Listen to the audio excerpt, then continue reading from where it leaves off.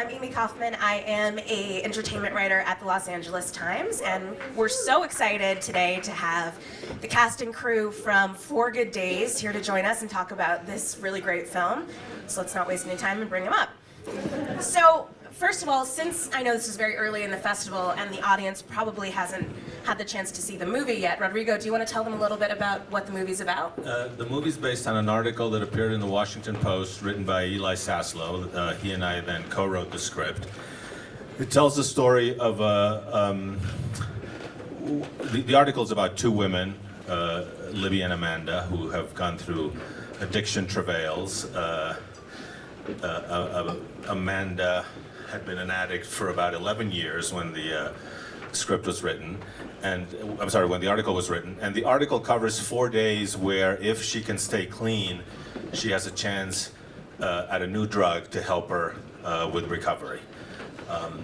And I thought it was a great story, not just of addiction, but of the added complications that it brings to family and to mothers and daughters. So we've seen a few movies in the past couple of years that deal with, drug addiction, between Ben is Back and Beautiful Boy.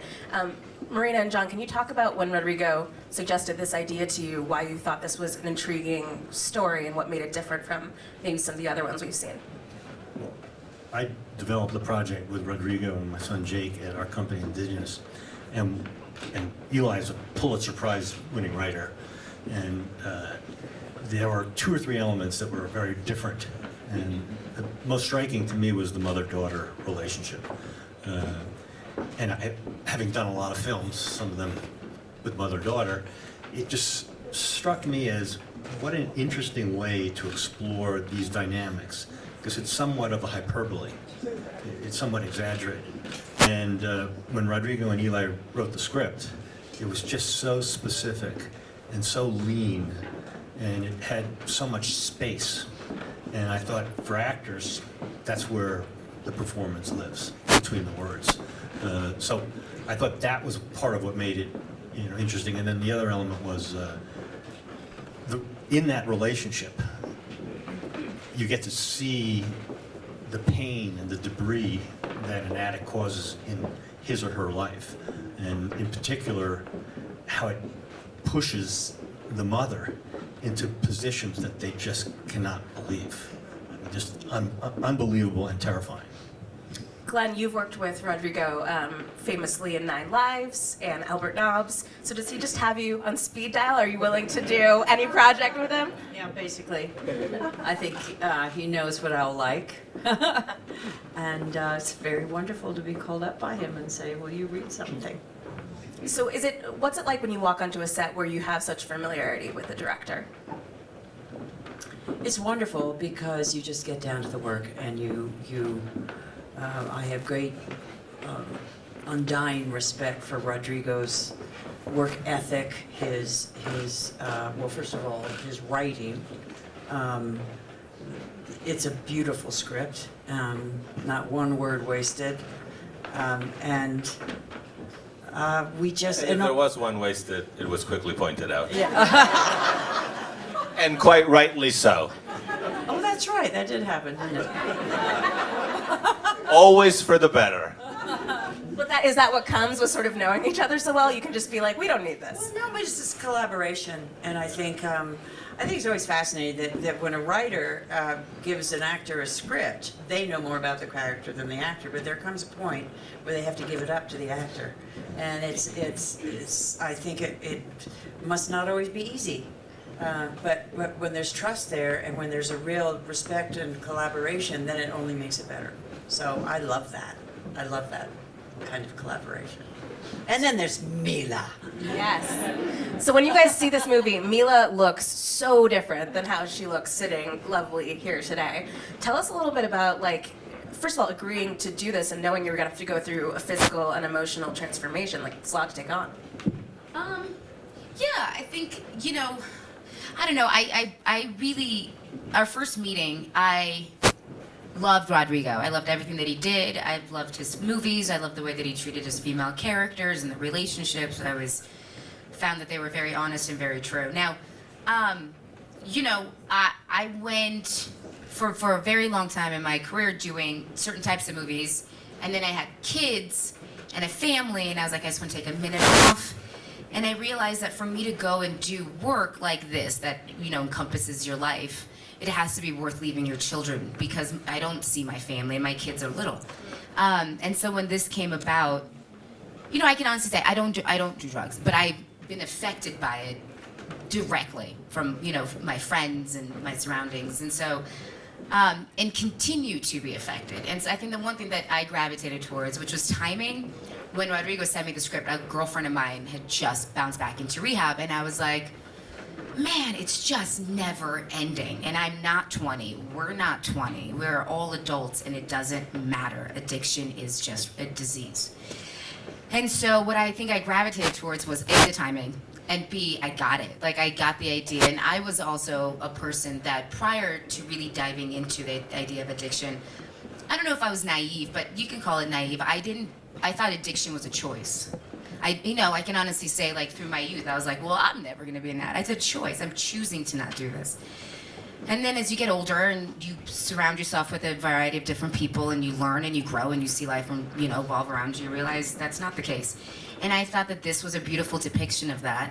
And I wanted to deep dive into it because, you know, I wanted to also understand what makes an addict an addict. And as far as, like, the physical transformation, whatever, like, you know. No, whatever. You like are tiny. You have, like, your skin's crazy, no teeth. Yeah. So We went for her early morning look. it was very little makeup. You surround yourself with great makeup artists and great hair people, and you get really great special effects artists to make you your teeth. And so the one thing I will say is the character really did come to life once all those elements were put in place. The hair was bleached, and I looked like a heroin addict, so to speak. Visually, yeah, I lost a lot of weight. To depict a person who is going through a heroin addiction, also not a lifestyle choice. So I say this, and I don't recommend doing this. It's not something that I promote, but for a moment in time, I can lose weight and then go back to being a normal human being. Rodrigo, can you talk? I mean, Mila was talking about taking a break, and she's done. I think a lot of people recognize you for your comedic work, even though you've been in movies like Black Swan and done some dramatic stuff as well. Why did you think of her for this part? Yeah, Rodrigo. Tell us. You know, sometimes, you know, you develop hunches, and sometimes they're right, sometimes they're wrong. You see an actor that does mostly one thing, and you think, oh, they're probably good at this other thing.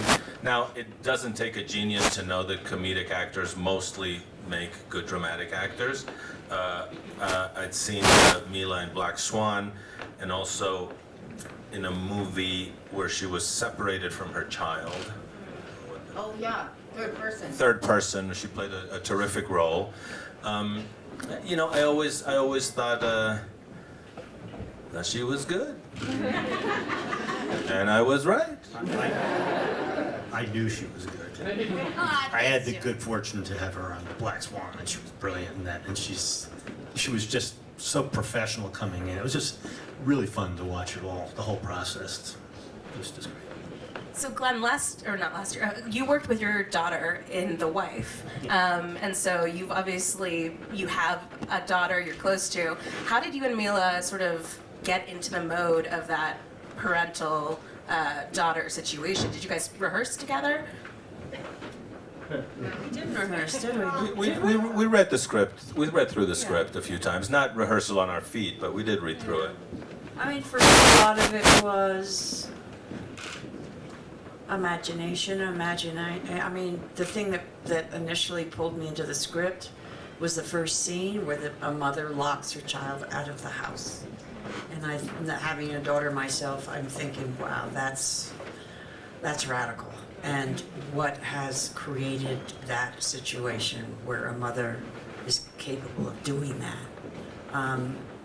And then, you know, I talked to the real lady, which was helpful to a point, but I think it basically was all in the script, and I just spent a lot of time in my imagination and thinking, you know exactly, you know, where I am, what time it is, where I've come from, you know, and also the history. When I take her to rehab, it's the 14th time. And one thing that I really, really did feel as we went through the script, and we kind of shot it mostly in sequence, didn't we? Kind of? Didn't Yeah, we did a lot of the house was a lot. Yeah. We started with the beginning at the house, so we had a sense of. Yeah, of I progress. started feeling a real sense of hypervigilance, where I was hyperly aware of her mood, or if she was telling me the truth, or if she said something, how do I know if it's the truth? You know, and that is such a black hole to fall into.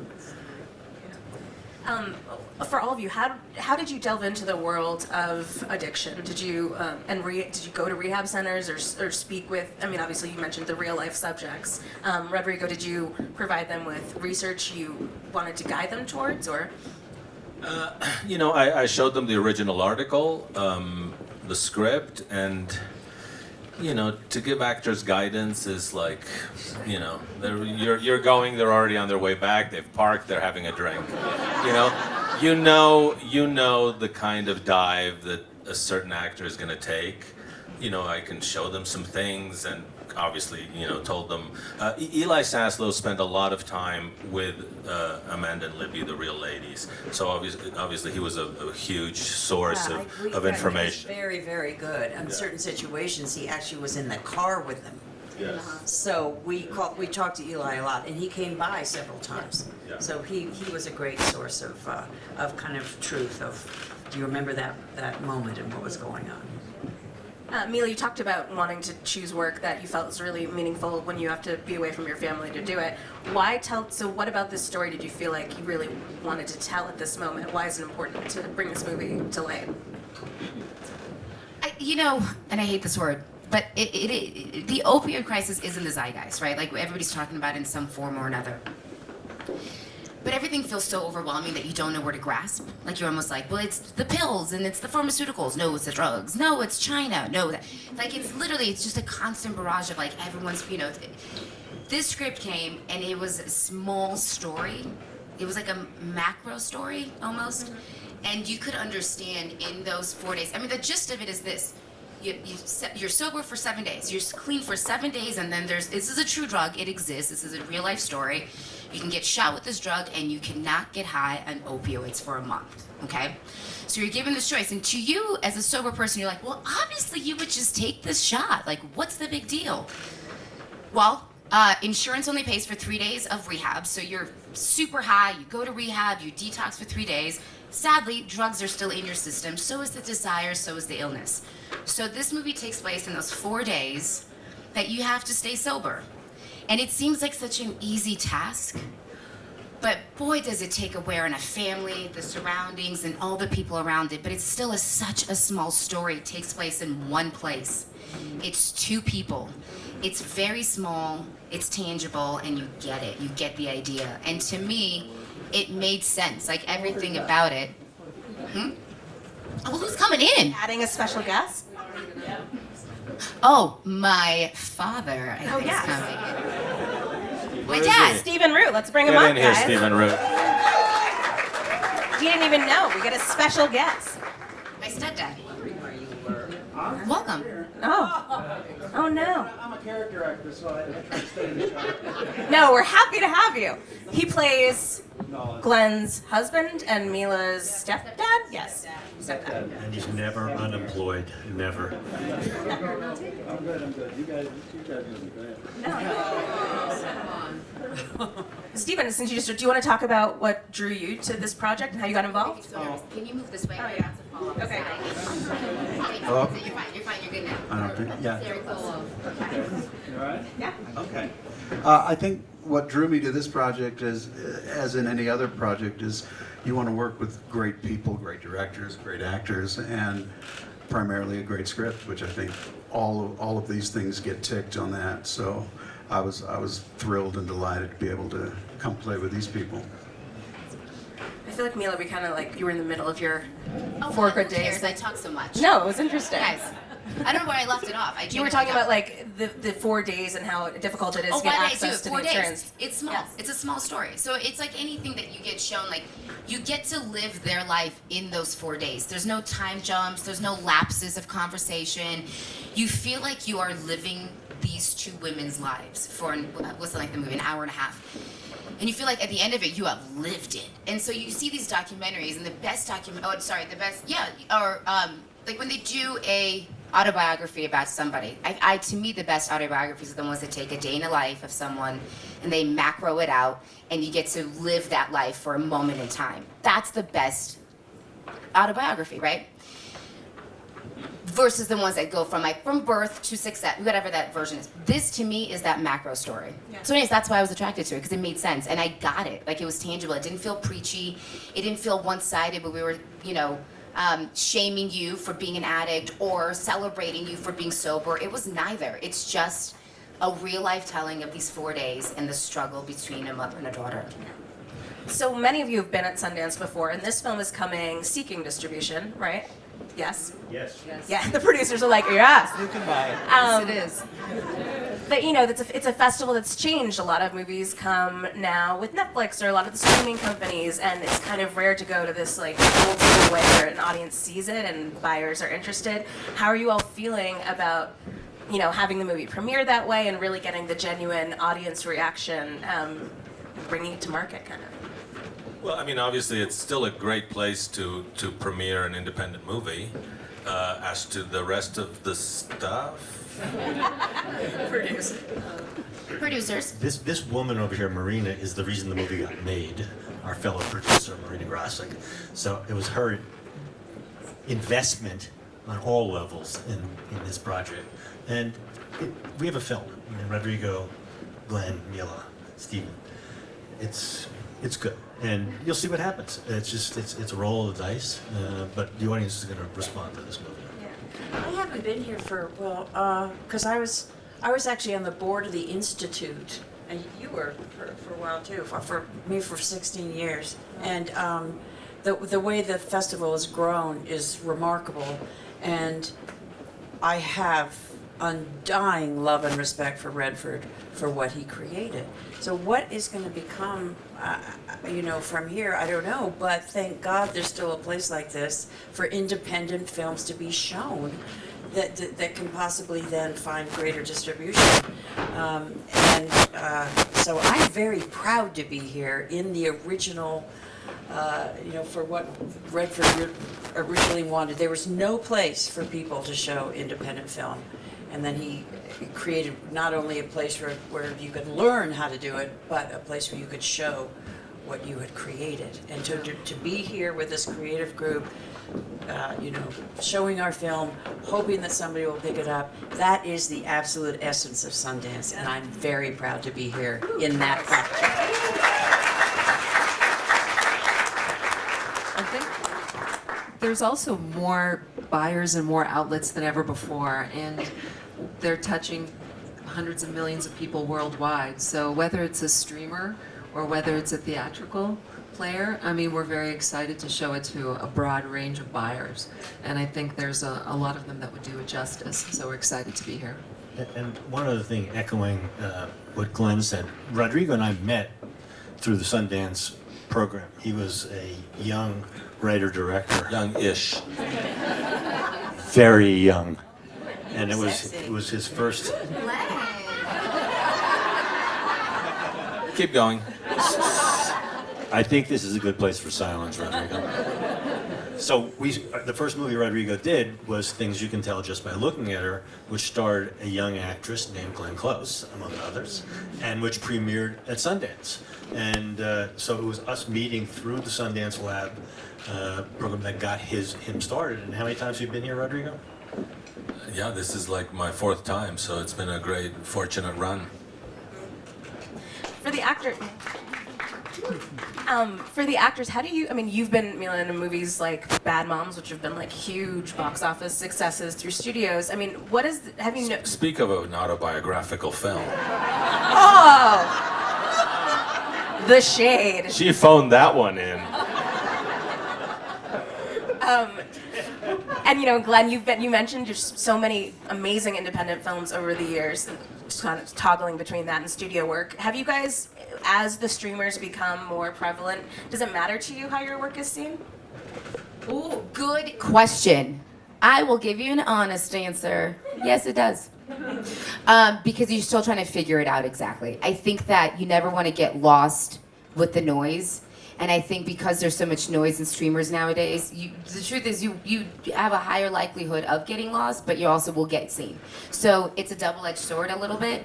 I think, truly, honestly, I'm still learning how this is happening because there's just so many outlets. I mean, there's so many streamers. Every network has their own streamer. Every, upscale cable network has their own streamer. Everything is streaming now.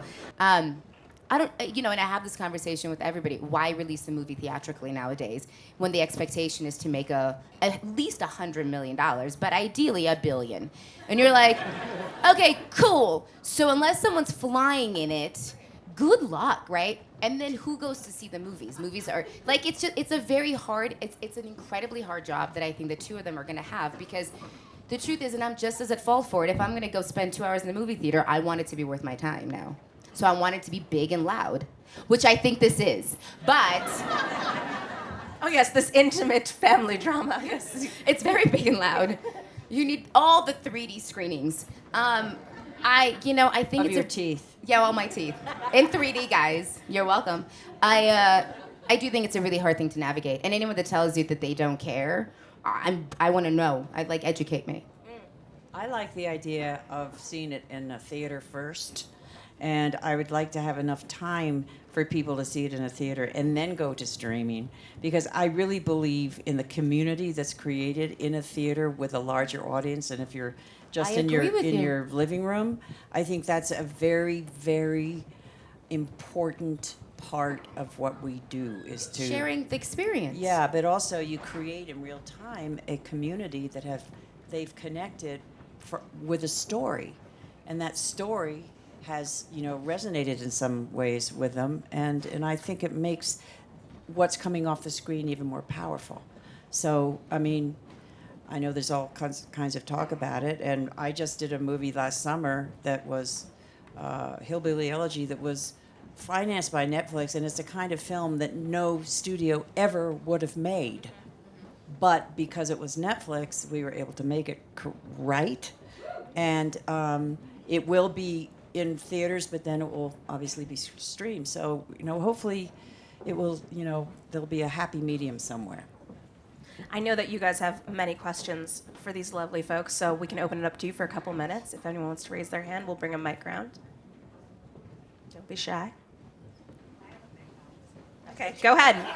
I'm curious to know the process and how it was for the two of you, the chemistry between you as mother and daughter, and how the first day was together and all that kind of stuff. I mean, it was really easy. I don't know. I think it was very natural. We got very lucky, and it was very organic. And I can honestly tell you, there was no work put into it. I don't think I showed up to work one day and was like, today's the day I'm going to befriend Glenn Close. I don't have that. It was Glenn Close, so every day in the makeup trailer, I was like, see, there's Glenn Close. So once I got past that point, I don't know. I think it was just a very organic, natural. I think you and I had similar interests. We talked about interesting things. I don't know. I felt like there's no. The chemistry, you have to get lucky None with discussion. chemistry at some point, and it was through the roof right away. We got lucky. When you see the movie, the first scene of the movie is the first day of work. Yes. That's right. My wig wasn't quite there yet. Her wig is very special in this. It is special. Yes. It's I really love It's a great look, isn't it? How would you describe it, Glenn? Well, I mean, in some ways, I saw a picture of Libby, and I loved the way she looked. Her hair, first of all, was, kind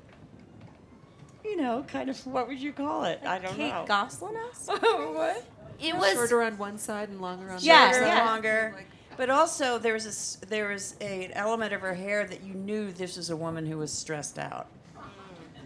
And then, yeah, and she also had very distinctive makeup, and I said, I just will do that, because I like that. Yeah. I saw you before, yeah.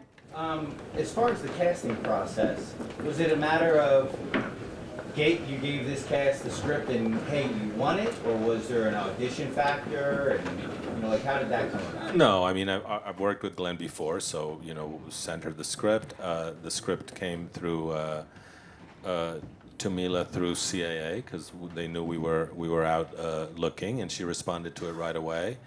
And then, Stephen has been in 1,000 movies and has worked with John, and I've always loved the fact. Even last week, I saw him on a movie. I didn't recognize him. He is that kind of guy. And there's always Office Space, of course. It lives on forever.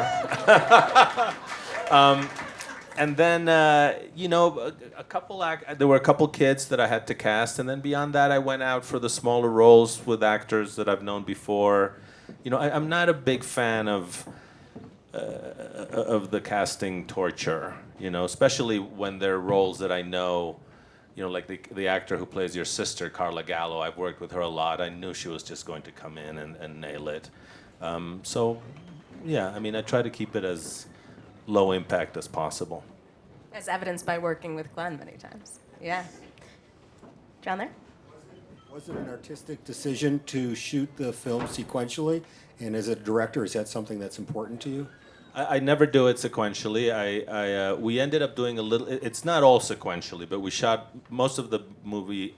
Half of the movie happens in the house. We shot a lot of that roughly in sequence.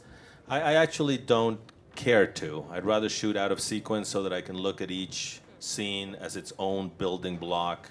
I know what it needs, what it requires. I think if I was shooting in sequence, I would be second guessing myself all the time. Does this follow? Does this not? And as actors, do you have a preference? I don't have a preference, but I will say in this case, I was very grateful for it. I was. So I've never had it wasn't 100% sequentially, but you get the gist of it. Like we spent the first 2 weeks in the house, and it had a very specific energy to it. The house itself had energy to it. Glenn and I were able to track where we were because there's so much deceit and lies in the movie. Emotionally, you got to start with an arc and then go to another. Yeah, and keep place, track of it which easier. was great. Yeah. So yes, in this case, I would say it lended itself to help for sure. Time for one more, if anyone wants to. In the back there? Right there? Yep. Hi, my name is Sam. I'm a young filmmaker, and I just want to know what advice would you have for the next generation? Because we did touch base between theatrical release and streaming, and for us, it's a little bit easier to release our short films or feature films online rather than trying to get theatrical release, which is why a lot of things are released better on Netflix or YouTube or anything like that. Can I take that? Yeah, please. We talk a lot about change. You're always going to need storytellers. So exhale. Write your thing, do your thing. It'll play on a phone, on a screen, on your mother's TV. Tell the story you want to tell because it can change forever, and we might go back to telling the story around the fire. But when people say, what does it mean to you? It means nothing. I still have to write the story and make the story.